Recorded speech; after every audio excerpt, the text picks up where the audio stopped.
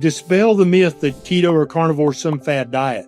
This is literally the oldest diet known to humanity. It cannot be bad for you because the four things that humans have been doing for the longest period of time as a species is breathing air, drinking water, playing in the sun, and eating meat. Ken, the dietary strategy you recommend is the proper human diet, which is a continuum from low carb all the way down to carnivore. Do you feel eating this way is best, A, because this is how our ancestors ate, or B, it's the best antidote to the stresses of modern life? I think it's both. Yeah, I think it's both. I think it's abundantly clear to anybody who thinks about this for more than 15 seconds that only for the last 0.01% of our existence on this planet did we eat foods, and I put that in air quotes for a reason. I want to talk about that. Foods that come from factories, and we pretend that's really food. That has never happened in the history of the species. That's number one. Number two, I think that eating a proper human diet improves your mental health. It improves your mental function. It improves your physical health and function, and it decreases chronic, inappropriate inflammation. And all those things together, Jesse, if anybody's thought about human physiology for more than a minute, they're like, well, that's got to make you feel better, act better, think better. You're in a better mood. You're in a better place in your life. Everybody's been in pain at some point. Everybody's been inflamed. Everybody's been overstressed, overworked, underpaid, on the brink of bankruptcy. That's kind of the baseline state of how you feel when you're eating an inflammatory, nutrient-poor diet. You're already set up for failure before you ever begin. All right, well, let's talk to somebody who this is new to. They're going to adopt a diet on that spectrum.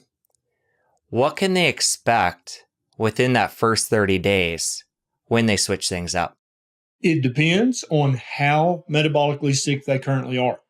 And so if you're talking about a young, healthy, slender teenager who's an athlete and, who just is just in the prime of their life, they may not notice much improvement at all because they're already close to optimal, right? Now, they may absolutely notice a reduction in their acne, the severity and the level of inflammation in their acne.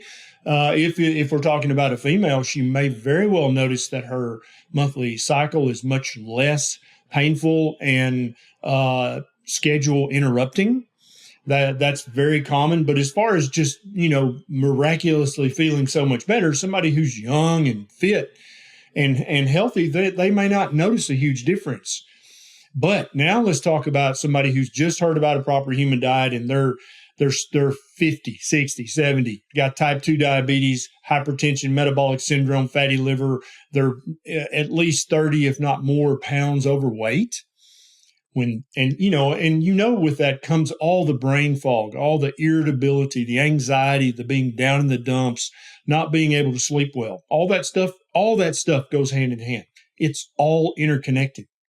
That's what a lot of people don't realize, that is even your mental health is connected to your physical health intimately. It's not some kind of tangential connection. It is directly related to your physical health. And that's why we're seeing so much improvement in mental health issues when people adopt a real whole food ketogenic diet or a carnivore diet.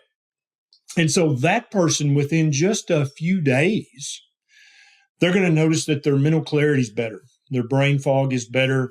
They've just got a little more energy.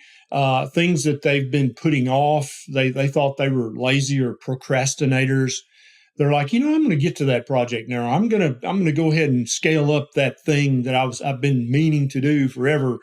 And then also, if they're checking their blood sugars, that's going to start to come down noticeably within 5 to 10 days. Their blood pressure is going to begin to slowly come down within 5 to 10 days. Though they're going to be able to see immediate feedback. And that's one of the things that made me fall in love with low carb, keto, carnivore very early, is that because I've been practicing medicine for over 22 years, Jesse. I've recommended lots of diets, including Weight Watchers, including Slim Fast. There was Medifast, the ADA diet, the AHA DASH diet. In the first few years of my medical practice, I recommended all those diets, depending, but I never saw any signal. Now, what does that mean? So when I recommend something to you as a patient, and I'm like, okay, let's chat again in 6 months, right? And you go ahead and live your life, and you obviously heard me. We had a conversation. And then you come back in 6 months and you've gained weight and your blood sugar's worse and your blood pressure's worse. That's signal to me that diet was worthless to you. Either it was too hard to follow, or it just didn't work, or some combination of those two things. Does that make sense? Yeah. But so when I started recommending keto and carnivore for my most severely obese patients, my patients with the highest A1Cs, just severe diabetes, either type 1 or type 2, overweight, 30, 40, 50, 60, 70 or more pounds overweight, when they would come back for their 3-month or 6-month checkup, it was immediately obvious that something had changed. They had lost a significant amount of weight in 3 or 6 months. Their A1C had dropped a significant amount. I'm talking 2 or 3 percentage points in 3 to 6 months. Their blood pressure was down 5, 10, 15 points on the average. Their blood sugar was down anywhere from 20 to 100 points on average.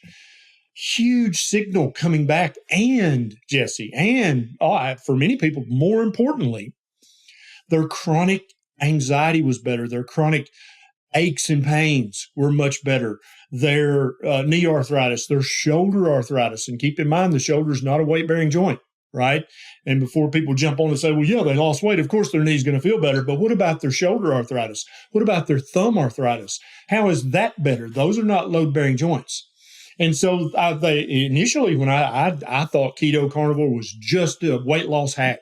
That's all I thought it was initially, because I had used it to lose a chunk of weight and reverse my prediabetes. So I thought it was a good hack for that. And then maybe you go back to the ADA diet, or maybe you go back to the DASH diet. I don't know.